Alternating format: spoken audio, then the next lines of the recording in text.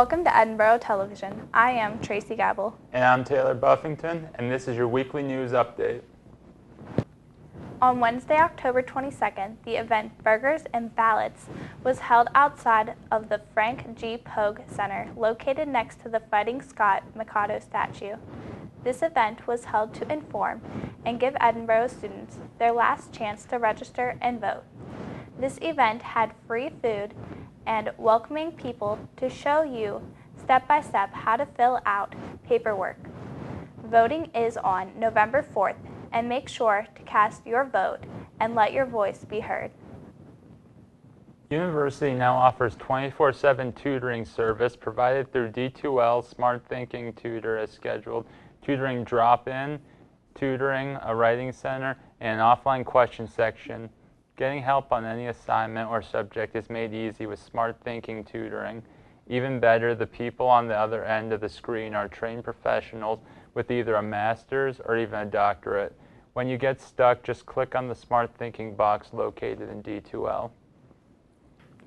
Elaine Gibson, Edinburgh alumna and Graduate Medical Education Department Manager at UPMC Hammett, received an Outstanding Alumni Award following a panel discussion on the role of communication in effective patient-provider interactions on Tuesday evening. Gibson discussed topics such as patient satisfaction and patient-practitioner relations, along with 7 other panelists from the Nursing and Communication Studies Department. Nearly every chair in Compton's lecture hall was filled, and the audience remained involved, asking questions and providing feedback to the speakers. Professor Bahar Goshe presented a panel discussion on ISIS last Wednesday in the Compton Lecture Hall, the evolution of ISIS and the recruitment of the group, as well as how the United States is preparing for the next move, were some of the topics discussed. ETV has a new show. The Scots Sports Show focuses on all Edinburgh University sports and will have special guests such as head football coach Scott Browning, as well as the recognition of the male and female Scot of the Week. The show will air on ETV Channel 4 every Thursday at 6 o'clock in the evening. Coming up, have a look at the tragic shooting that may have involved the Islamic State and a new case of the Ebola. Stay tuned.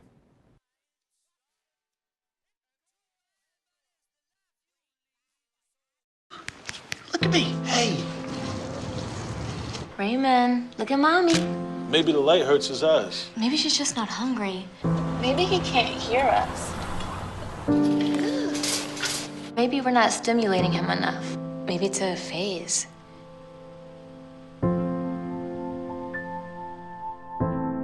Avoiding eye contact is one early sign of autism. Learn the others today. The sooner it's diagnosed, the better. So good to see you guys. So, what's up? Oh, we finally bought a place. Holy cow. You seriously have enough saved to do that? We've been putting a little aside each month. Jeez, at the end of the month, we have nothing left to save. Yeah, I have no idea where it goes. Well, you're spending a lot on... Is it good? Oh, God.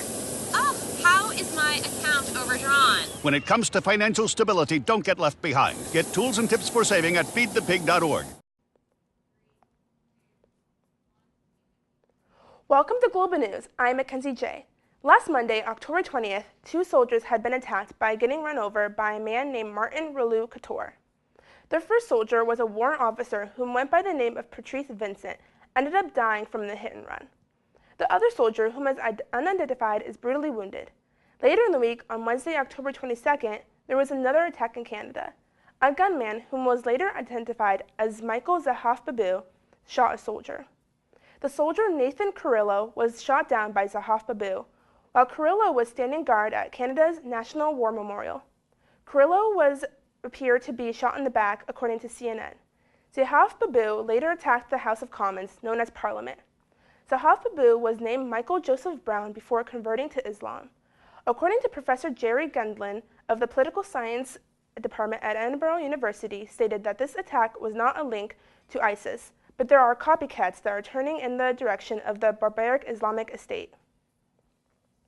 On Saturday, October 25th, a reported confirmation was stated that a doctor in New York City tested positive for Ebola. The doctor's name is Craig Spencer. He returned from Guinea, and he is also the first person to be diagnosed in New York City.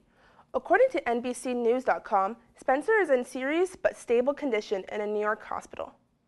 Coming up, we have your 7-day forecast with Dorean Churn, and still to come, your Fighting Scots sports report with Tyler Trumbauer. Stay tuned.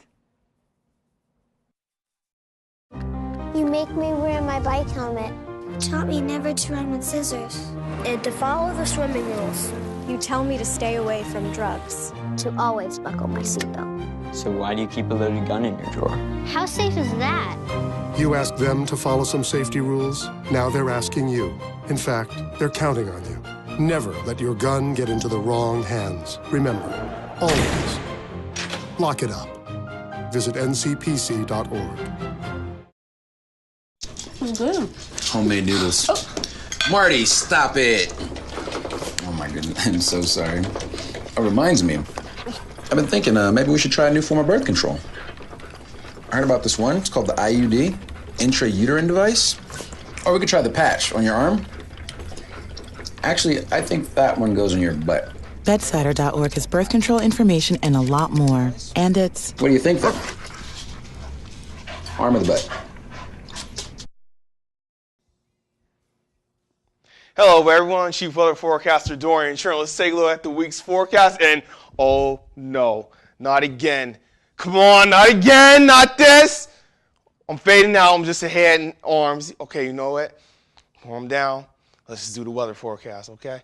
All right, people, since you can see through me, you see this low pressure in Iowa with the warm front. That's actually going to be our playmaker for the next couple of days. The temperatures are going to warm up. However, with the cold front behind it, it's going to drop our temperatures, and we're going to have rain and, dare I say it, some snow this weekend. But let's take a look at that 7-day forecast, shall we? We're going to start from Monday. We got sunny skies in the area. Can't complain there. High 64, low 54 degrees. Tuesday, sun with some showers in the area, but the temperature is actually going to be a lot warmer. High 72 with a low of 47 degrees. And on Wednesday, hump day, baby, sun and rain. Highs 51 with a low of 38 degrees. And as we move on to Thursday, we have sun and clouds. A little bit cooler once that cold front goes by. Highs 48 with a low of 37 degrees. And on Friday, the last day of the school week, sun and clouds. Highs 46 with a low of 34 degrees. And take a look at that weekend forecast. Remember what I said about the cold front and snow? It's going to get cold enough that we could have some wet snowflakes. It's not going to accumulate, fortunately. But that just lets you know that, unfortunately, snow is right around the corner. Highs 39 with a low of 32 degrees. But on Sunday, we definitely make that comeback. Sunny skies, highs 42 with a low of 34 degrees. And let's take a look at that trivia question. Weather forecasters describe snow showers that are light and intermittent as A, blizzards, B, whiteouts, or C, flurries. And let's take a look at that trivia question answer. Where do you want me to go? Answer C, flurries. A blizzard is typically a mixture of snow and wind. Whiteout conditions exist when contrast of your surroundings and visibility are severely reduced by snow. So a little snow question, yeah, that's just a taste of things to come, but we won't have to worry about that for too long. And yes, happy Halloween is this Friday. And with that, stay tuned for your Fighting Scots Sports Report. And remember, everyone, happy Halloween.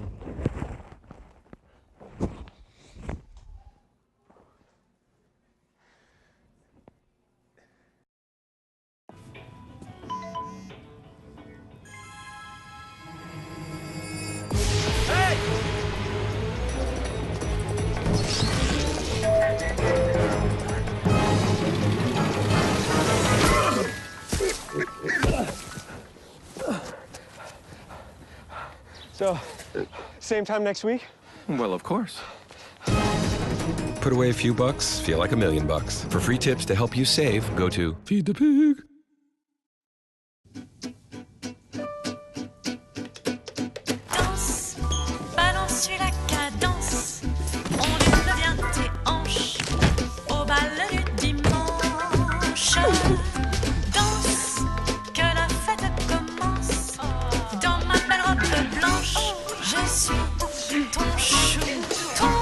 give up on sex, don't give up on birth control either. There are more methods than you think. Find yours at bedsider.org. Hello, and welcome to this week's Fighting Scots Sports Report. I am Tyler Trumbauer. The women's volleyball team has had a very successful season to date, but had its toughest road ahead as the squad is on the outside of the playoffs looking in with just a few conference matches left in the regular season. The ladies had a big one on Friday against rival Gannon at Macomb Fieldhouse. The Golden Knights swept the Scots in Gannon earlier this season 3-0. The Scots were looking for revenge, and they ended up taking set one, did the Scots, by a score of 25-13 pretty handily. Tabby Meeks gets a point here in set two to move the Scots to 16-11 as they were trailing Gannon. However, Gannon would end up taking set two with that point there. Moving on to set three. The Scots took that one. 20 right here. They had that kill at a 21-14. This one makes it 25-21 from Jen Gruber. Set four was the one for the Gannon Golden Knights to have as they ended up getting this point here to make it 22-19. That one was back and forth between the two squads. Very, very competitive the entire match, especially in this set. And they ended up taking the set 25-20. Went on to the deciding fifth set. The Gannon Golden Knights were up 14-9, but the Scots fought all the way back, made it 14-10, and actually faced the match point to the Scots, but then ended up losing here as Gannon won the fifth set 18-16 and took the match 3-2 with the season sweep of Edinburgh. The ladies fell on Saturday to Mercyhurst 3-1 to fall to 19-9 overall and 10-7 in the PSAC. The ladies visit Slippery Rock on Tuesday. SRU is just one game behind the Scots in the Western Division. They then return to Macomb and host Cal on Halloween night, who is third in the division, and that game can be seen on ETV, and they host Seton Hill on November 1st. The Griffins are currently fourth in the division. The top four teams in each division qualify for the PSAC postseason. The women's soccer team is also in the playoff hunt. The squad has a much easier road as they control their own destiny. The ladies were looking to improve their playoffs hopes on Wednesday when they hosted Slippery Rock in their regular season home finale. SRU came to Sox Harrison Stadium looking for a victory as they were vying for a playoff spot as well on a windy Wednesday afternoon. The Scots had some shots early, dominated the first half, but nothing could find the back of the net. Same thing for Slippery Rock. They had a shot that went high, and then they also had other opportunities later in the second half, but a shot save here by Kelly keeps the score knotted at 0. Late in the game, Debo tried to do something offensively herself, the all-time leading goal scorer, but nothing doing there as she was blanketed all night. SRU in the 89th minute was able to put one in the back of the net via Caitlin Binder, who is there on the backside of that shot attempt to give the Fighting Scots a 1-0 defeat. Women's soccer tied the Cal Vulcans 1-1 on Saturday. The squad is now 8-6-2 overall, 8-5-2 in the PSAC, and returns to the pitch Tuesday afternoon at Kutztown for their PSAC regular season finale. A win or tie with the Golden Bears clinches a postseason spot for Boro. The football team has an interesting schedule this season, which includes 3 Thursday night games. The Scots played the final one on Thursday night against Mercyhurst at Erie Veterans Memorial Stadium. Edinburgh had not played in Erie Veterans Memorial Stadium since 1982, but that changed when they visited a 3-3 Mercyhurst Lakers, who were using pink M's on their helmets for breast cancer awareness. The Scots got on the board first after a scoreless first quarter, make it 3-0 with a Paul Ortiz field goal. Hurst countered with a field goal of their own, make it 3-3. Colby Hughes caught a 36-yard touchdown from Cody Harris, make it 10-3 in the second. In the second half here, Mercyhurst got on the board. 1-yard run by quarterback Brendan Boylan. Boylan then connected with Stephen Yarborough on a 57-yard catch and run here to make it 17-10 late in the third quarter. But early in the fourth, the Scots had a chance to knot it up, but Anthony Williams fumbles the ball at the goal line when about to score. Recovered by Hurst. They scored 2 more touchdowns in the game to win 31-10. Edinburgh hits the road one final time this season as the Scots head to Slippery Rock this Saturday at 1 p.m. The swim teams had a busy weekend competing in the Westminster Relays on Friday night and turning right around to battle Lake Erie College on Saturday in Edinburgh's first dual meet of the season. Both teams had a solid showing at the extremely competitive Westminster Relays that included 7 teams. Gannon dominated, but Edinburgh was right behind them, finishing second as a squad. In the Lake Erie College dual meet, Edinburgh earned its first wins of the season for both the men's and the women's teams. The men's team earned an impressive 130-66 victory. The teams host their first meet of the season this Saturday as they welcome Tiffin University to Macomb Fieldhouse at 1 p.m. The trees are looking barer by the day, which means only one thing. The winter season and winter sports are coming. One of those sports is the Edinburgh wheelchair basketball team. Edinburgh's usually successful wheelchair basketball program is very youthful this season. I like our team this year. I think what we're going to see out of this team is continued growth. So with 2 freshmen probably starting, we're going to hit some bumps early, but their talent level is so good that by the end of the season we should be pushing for a top 5 finish.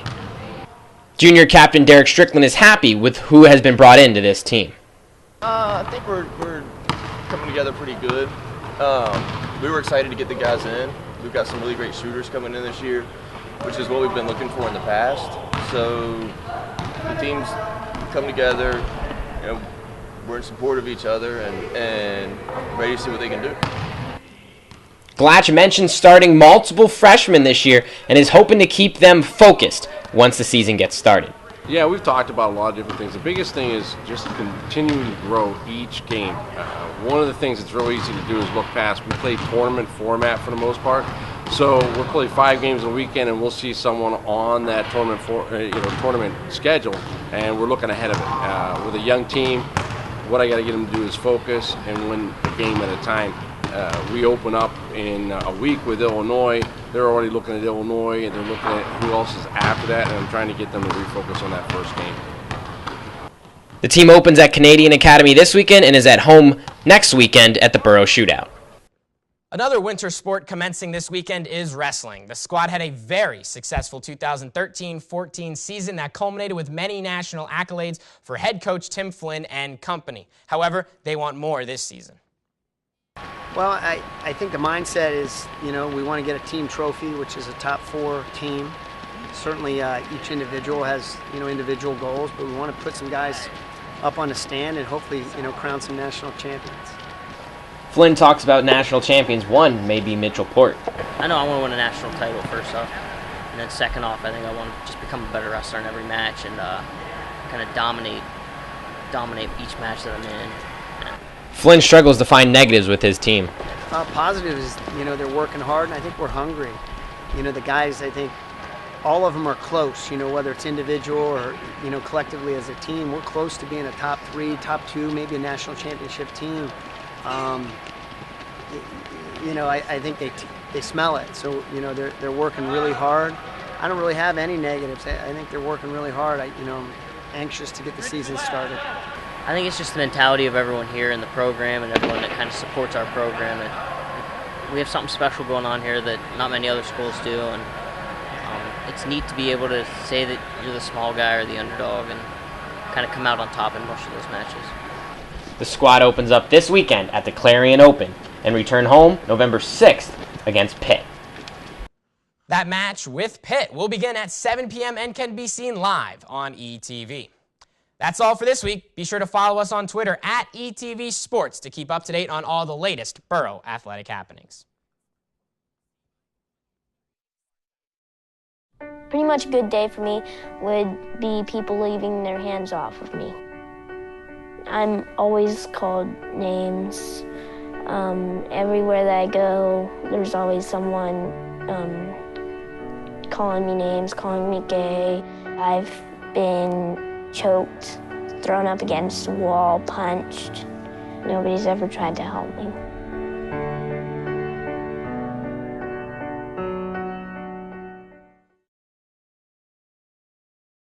All right, you ready for some baseball trivia? Let's do it. What year produced the most no-hit games in the big leagues? 7 no-hitters in 1990. Wow, that's right. Now a question that's not trivial. How many children will witness bullying this year? The answer? 3 out of 4. 75%? That's right. How many of them will say something? Kids want to help, but don't know how. Teach them how to stop bullying and be more than a bystander at stopbullying.gov.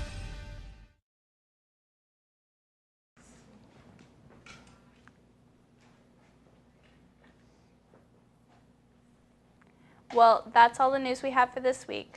Make sure to like us on Facebook, tweet us at Boro Television, or email us with any story ideas at edinburghtv@gmail.com. Have a great week. Thanks for watching.